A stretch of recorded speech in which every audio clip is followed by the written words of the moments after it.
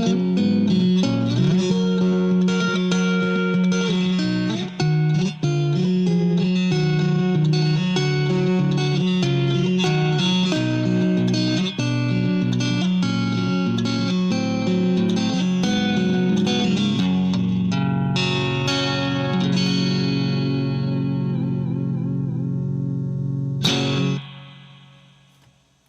up, metalheads?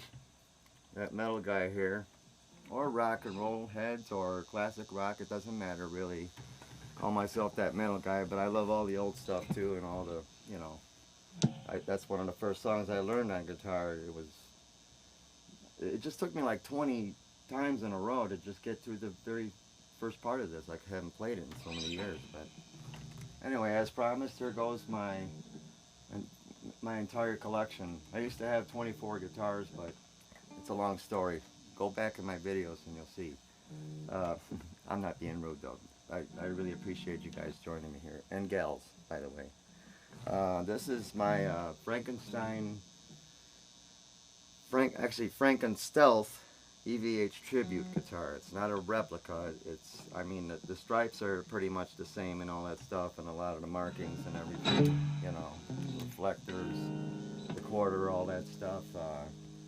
But here's the story behind it. I'm not going to go too much into. I'm just going to go over the specs, and this is the last guitar that I built complete so far.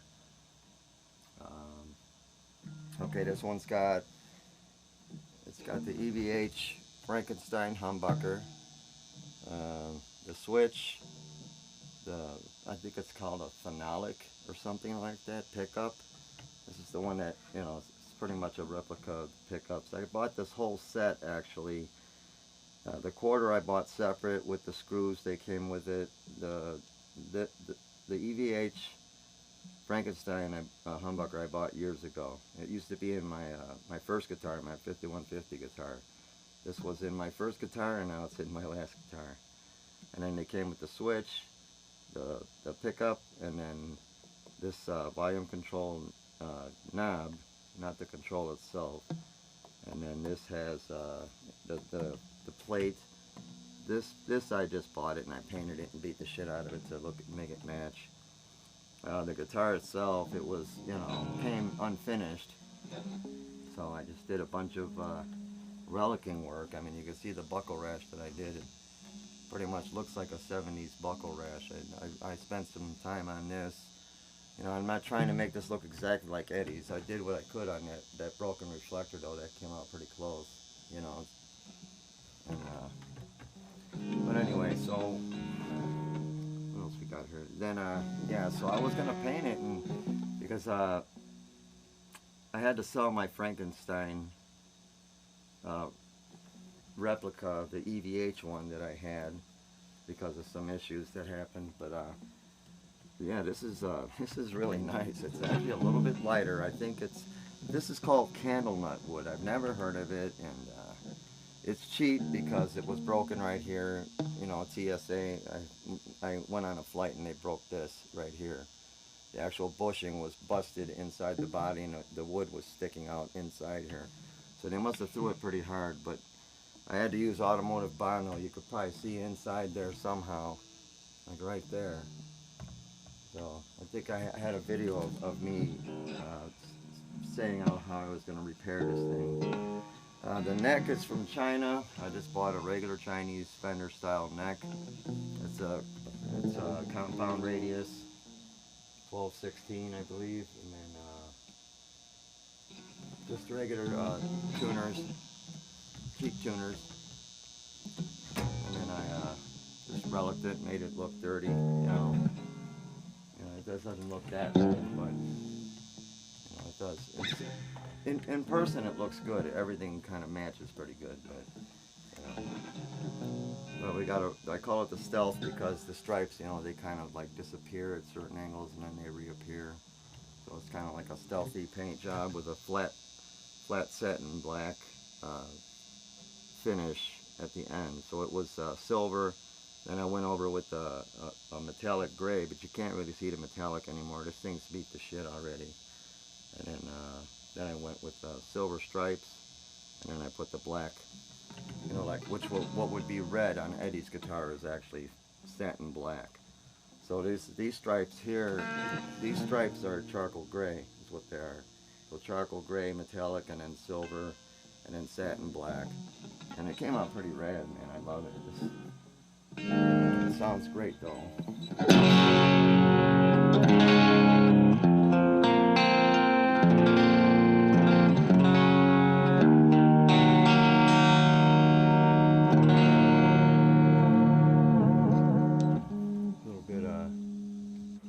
If I can get the chorus going here. These guitars sound really good with some chorus on them too. Gotta get it to slow down a little bit. His chorus goes really fast.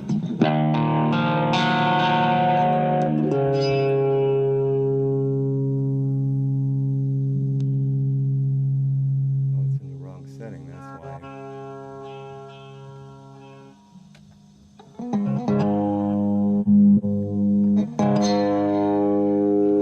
On the Black Star ID Core V2 version 2.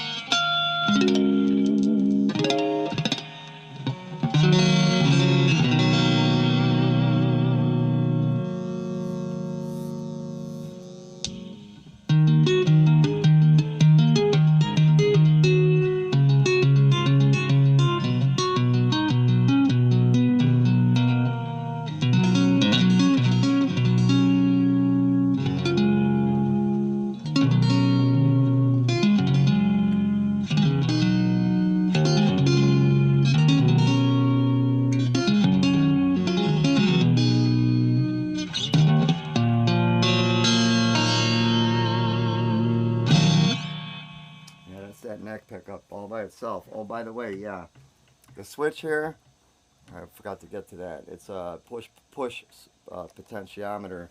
That's how I was able to hook this pickup up. In the EVH Frankenstein, this is not hooked up, but you can hook it up, and I did that to my other one, and this is the same switch that was in it, but when I sold it, I took this out and put the regular one back in there, so it would be original. But I did put reflectors on that other one, but I still got a decent price for it, you know, for selling it. So yeah, you just that's the bridge pickup. I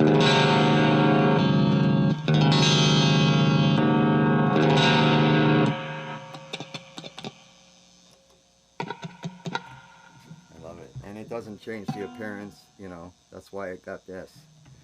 I got the idea actually from Food Tone. It was a video they made where a guy, you know, demonstrated it, but he didn't show you how to hook it up. And it says how to install one, and it all he does is show you, it's only a couple wires. It's like, okay, thank you. You could have showed me how to hook it up, though. You know, where to put the wires inside. So let's get some distortion going here. Let's see.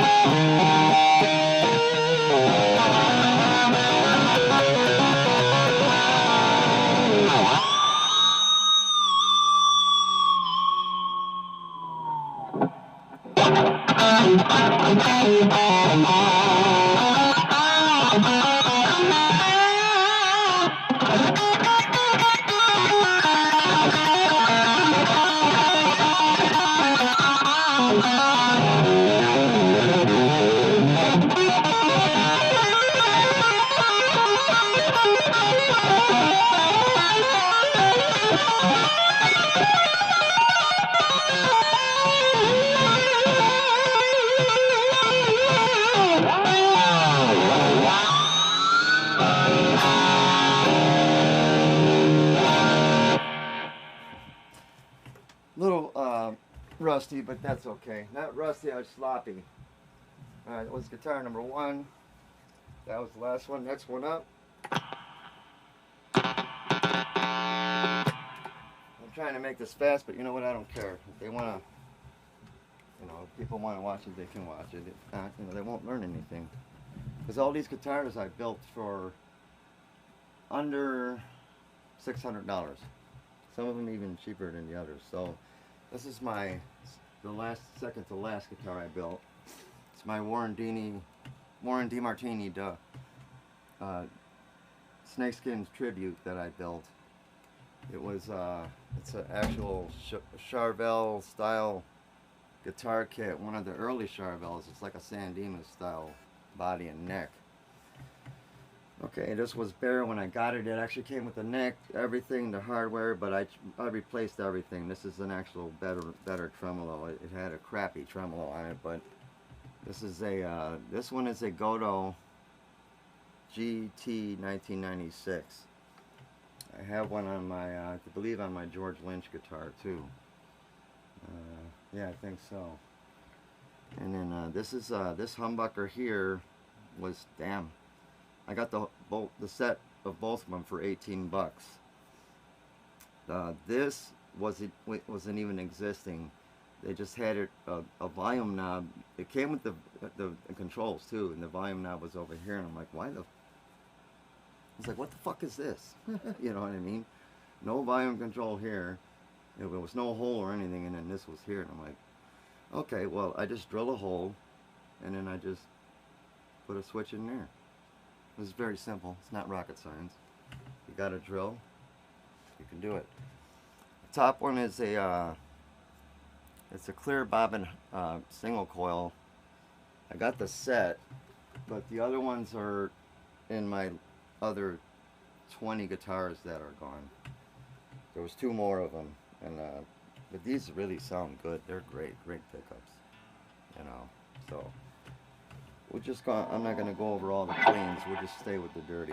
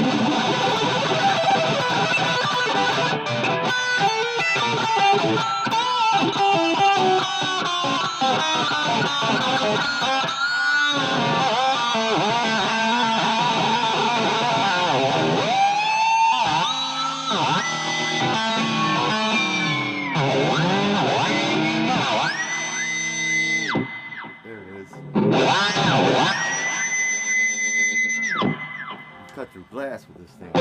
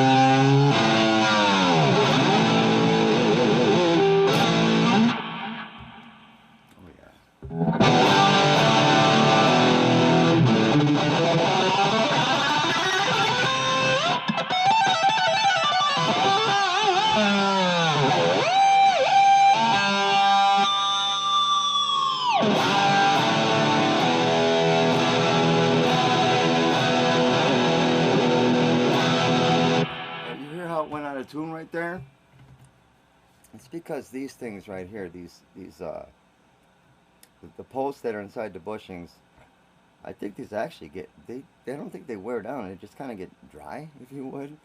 Because I put a couple drops of oil in it and it stops doing it. Because when you pull it up, it'll go up like a millionth of a step or whatever, and it's out of tune. And then when you go back down, it goes back into perfect tuning, so that means that the bridge is actually sticking when you pull it up.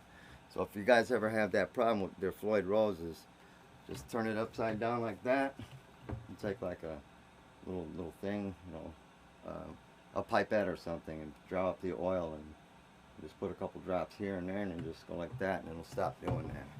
I had to do that. It was happening to me for years, and I could never figure out. I'm like, why doesn't I'm adjusting everything and adjusting everything? It's like tightening the neck, tightening the nut. I'm like ready to throw the thing out the window, and it's like, you know what? Maybe it's the tremolo's just sticking at the post, and it was. A little bit of oil, she works fine. That's guitar number 2.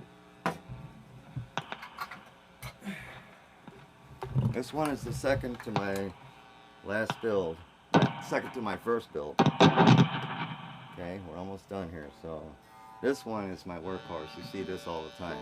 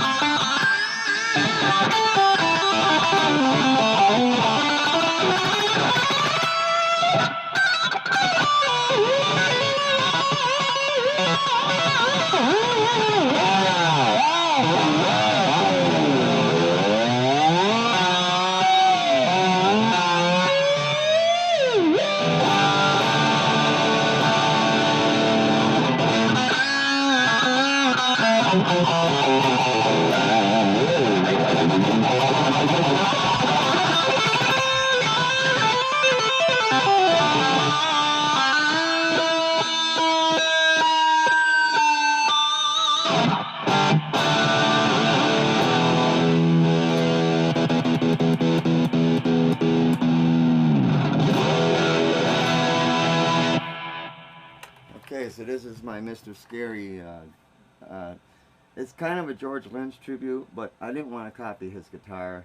I was going to go through the whole 9 yards, paint it, yellow, and do the tiger stripes, and I'm like, you know what, man, why do you... it's just like all my other guitars. I just don't like copying anybody, but I want to do a tribute, so that's the way I always do everything different. I mean, come on, who paints the back of the neck like that? This took me a long freaking time, dude. This was not an airbrush. This is actually, imagine this whole guitar with green tape all the way across. I had to tape all this guitar, completely sealed the entire guitar. Then I drew all the stripes on there with a pen, and I went around with a little blade and cut all the It was painted black first, by the way. Yeah, it was painted black. And then I painted it black, then taped it up, and then put all the tape on, taped it up, and then I cut off all these stripes and pulled all the tape out, which revealed, yeah, revealed the, actually no, I painted it white first. Sorry guys, white first. Yeah, because it wouldn't work then. It was white first. This is like 3 years ago I did this, or a year ago, 2 years ago. Yeah, it was white first, then you tape it. Then you take these, shit, this is hard to, oh, you take the tape off before, and then you paint it white. That's what it is. I mean, black. You paint these black. It's difficult. I can't even remember how I did it. I mean, I'm a madman sometimes, you know. This thing took me a long time to do, you know. It's just, but it's got a big brass block, Floyd Rose noiseless springs, a regular, a claw. It's this thing is heavy. It's got a, I believe it's a poplar body. It's a poplar body from Fender. And then this is a maple neck, which I got from China, of course. Same thing, you know, just standard tuners, nothing special. But yeah, this thing is one of my main workhorses. It's just got an incredible sound to it and tone, you know.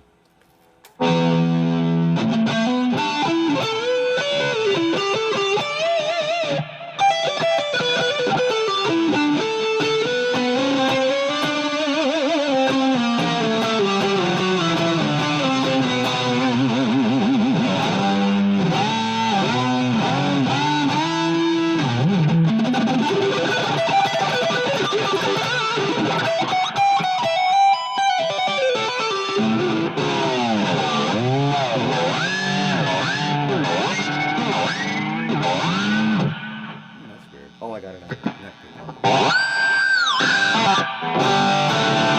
Oh yeah, and this one also, I painted the volume control like a zebra.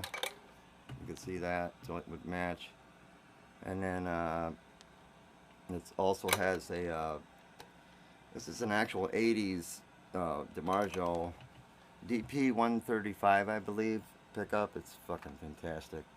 And then that's a Fender SSL1 neck pickup, and then the kill switch. So that's it. That's it for this baby. We're up to the last one here, guys and gals.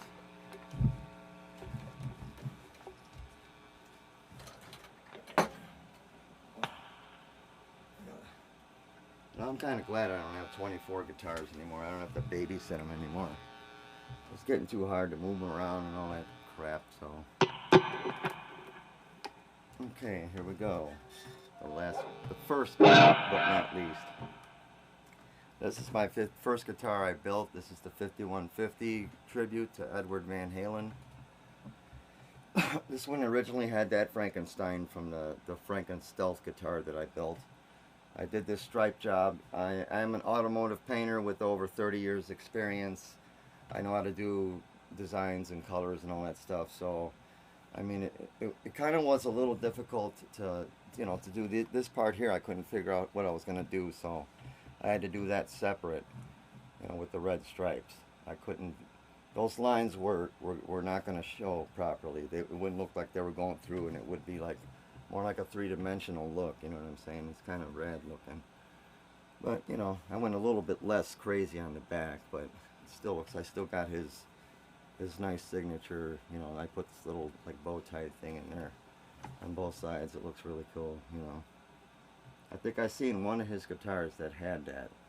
I did not come up with that, but the rest of the stripe scheme is similar but not exact. And then I got the 5150 decals in there. It's got a YJM, Seymour Duncan YJM volume potentiometer.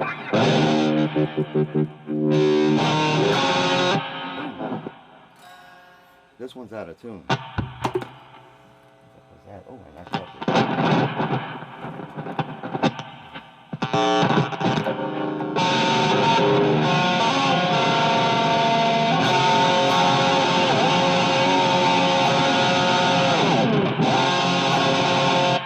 Okay, I never tuned this one. Oh, it's unlocked.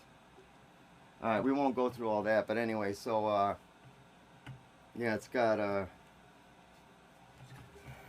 It's got a big brass block. This one is a futon. Oh no, that's a Floyd Rose. The futon is in the Frankie, I think. This one here is a Floyd Rose. It's a 40mm block, 42mm block, and this is the one I was going to put in the Frankenstealth originally. I have a video where I'm talking about it. And then this one's got a brass claw, and of course the paint job, and then I got this neck from Dragonfire Guitars when they were still around. I think that somebody else owns them now, and then I did the headstock. Got the logo on eBay. And then just regular basic tuners. And you guys don't really need a sound demo of this. You hear it all the time in my videos. But I get a lot of compliments about this one, and I'm proud of it because it's my first one, you know, first complete one. I've been tinkering with guitars for 20 years, but I never completely built one, so this was my first job. I did the frets and everything. This had rough frets, and they weren't leveled. So building that first guitar, I got to learn how to do electronics, fret level, replacement, level crown, and polish, you know, and I already knew how to do the paint work. Plus I had you know, I mean, the rest is all set up and stuff, and it's not as easy as you think. You know, building guitars, it's not easy. It's not easy at all. And especially when you damage one. So the last guitar, here we go. This is my actual last build, and you've seen it already. Had some issues with it I didn't like. The metallic, when I sprayed it with a rattle can, which is really good, nice paint. But the problem was it just looked a little, you know, splotchy in some spots where it was too much metallic. It didn't look uniform. And that's my mistake, because I was being an idiot and trying to rush the job. So now I have to paint it again. But the paint's cheap. It's only like 11 bucks. It's called Blue Cosmos from Rust-Oleum. It's a really nice paint. So that's going to be redone. And then I still got the neck, of course. And this one is a flame maple baked. Oh, sorry. What is it? What do they call them? Whatever. It's flame maple. I'll look it up on the phone, damn it. Roasted. Damn it. Roasted flame maple. That's what it is. I mean, you could see it. I mean, I hope you could see it. You know, there's some flames in there, and when you move it around and stuff. That's really nice, though. This neck is sick, man. I just got the strings taped to it because I took it all apart. I actually did. I put a custom truss rod cover on there. I don't like the Ibanez style one, so I just kind of did one on my own. But it has the same colors of the guitar in it, so it'll look cool, you know. I'm not gonna say on stage because I'm retired. I'm not playing out any more gigs. So anyway, hope this you know, helped you out. You know, because you can build guitars like these for under $600. None of these cost it more than $600, and some of them costed only $500. And this one was $555 with all the nice shit that I got for it. So all top of the line. So, you know, some people just were going to spend the rest of their life buying instruments from the, you know, Fender or Gibson, where you're going to pay an arm and a leg, you know, and then, you know, it's just like, you know, you go into Guitar Center and they even if you have cash, they want you to finance something. It's just like, forget it. I don't even go there anymore. I haven't been to Guitar Center, you know, except to sell something to them, so, in years. But anyway, metal on, everybody. I hope you enjoyed the guitars, and be safe out there. Be good to each other. Metal on.